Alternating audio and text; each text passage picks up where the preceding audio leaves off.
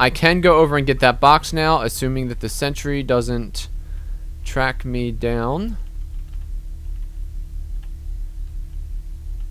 Oh no!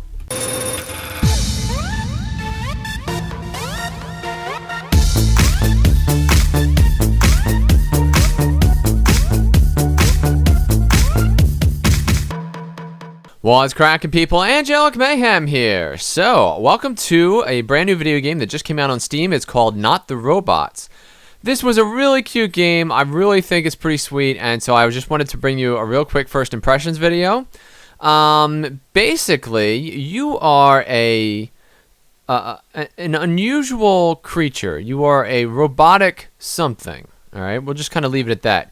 That was born in an office park mysteriously, and now, in order to survive, you must eat furniture. Now, that may seem like a really odd sort of thing to have in a game in terms of plot, but I just want to tell you that it actually works. It really does. And it's really interesting because how the game actually works out is that this game is really, it's a puzzle game, okay? And in addition to it being a puzzle game, you're inside of a maze, all right? Except you can eat pieces of the maze. So that's like a really interesting dynamic to have in a video game, is that there are certain things that you don't want to eat yet because they may actually save you in the future versus other things that you can just eat now in order to gain energy. So we're going to get into it. Let's talk first about campaign. Obviously will bring us into the game itself. Operations brings up a list of different things that you unlock along the way during campaign mode. We go over here to options. Controls. You can actually rekey bind everything, which is really pretty sweet. I've already done that. Video. You're going to have general list of options going up to 1280 by 1024 and down to 640. So there's a lot of different people who are going to be able to play this game. I actually went into advanced settings and jacked everything up, so you're going to see it at its best. Audio, I turned everything down, and I turned the music off. The music actually is the one kind of sore spot for me of this game. I listened to it for maybe 20, 30 minutes and just, I couldn't take it anymore. And then progress. Oh, you can actually start the game over. So we'll back out of that. Alright, campaign mode. So basically, you are moving from building to building and eating the furniture as you go along, okay? Now, I think that is a little bit weird. I would have preferred them to have, like, let's say 8 or 9 levels in one building as if you were going from floor to floor. But, yeah, that's like a personal preference sort of thing, so we'll let that slide. This is your room. You can spin around using the mouse. There's also Q and W if you just want to use the keyboard. Basically, when you hit G, you appear in the elevator, and then it's off to the races. By hiding behind objects, you can avoid the lasers. Ow. Again, ow. I stand corrected. In this case, I guess you can't avoid that laser. Spacebar allows you to squish down. There we go. That's a little better. Eat, eat, eat. These blue boxes here, they actually allow you to get special powers. So, like, one of them was invisible. You could actually go invisible. You couldn't move, but as long as you stood in one place, you know, you could look at the whole room and you wouldn't be attacked at all. I'm gonna grab this as soon as the laser goes past. Gives you 10-second speed bonus, but only if you're standing up. Now, obviously, these panels on the ground here, when they light up, they actually shock you if you hop on top of them. So that's another one of these things that kind of adds to everything. I'm literally going to follow this laser around and eat everything as it passes by it.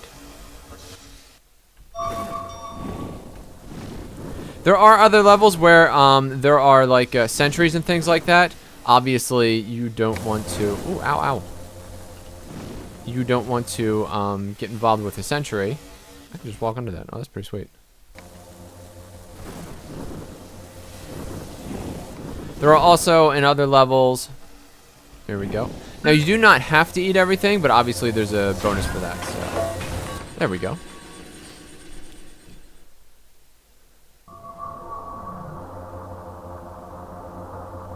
Now, you do not have to worry about there being any spoilers in this game because the game is procedurally generated. So every time you play it is going to be different. I can now hide behind this object here. The reason why it has stripes on it is because that is the object I will eat if I press, in my case, it's the G button, but that changes depending upon, you know, your key bindings. Give me that. I hide behind here. Don't zap me. Perfect.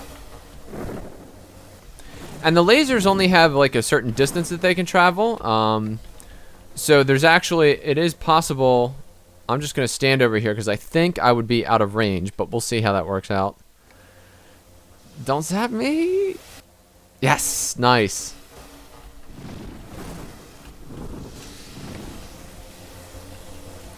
You cannot pick up that one that I just picked up until you have completed the level, i.e. you have all your food. There we go. And the blue ones you can't pick up if you already have a special tool in your, like, well, we'll just call it a utility belt. If you have this tool in your utility belt, then you can't pick up a new one until you get rid of the one that you have. So that kind of adds like a little bit of extra challenge. Obviously that box right there, that's a health box, and then this is a sentry. He will open fire on you with basically a machine gun if he sees you. So you have to wait until he's out of the area, come in, and then attempt to navigate the area without him seeing you. Obviously that can be very tricky depending upon if he turns around at the wrong time or whatever.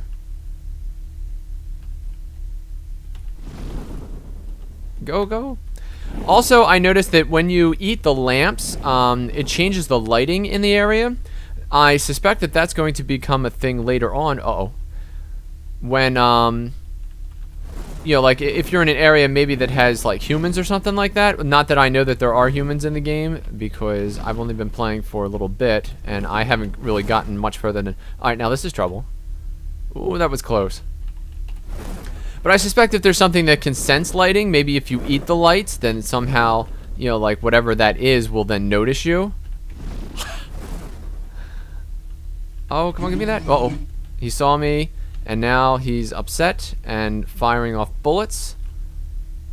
Obviously, that's a thing. I'm going to eat some health and that lamp.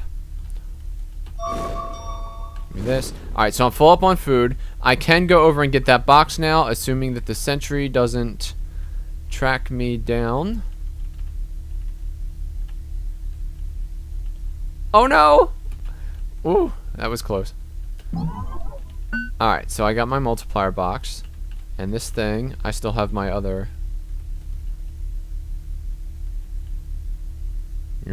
Perfect.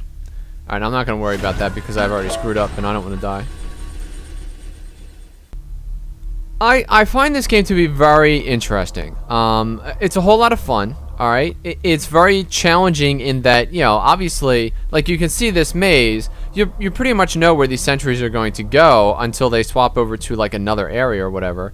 So you can decide, alright, well, I don't want to eat those desks right there because otherwise the sentry will just be able to pass from one side of the room to the other.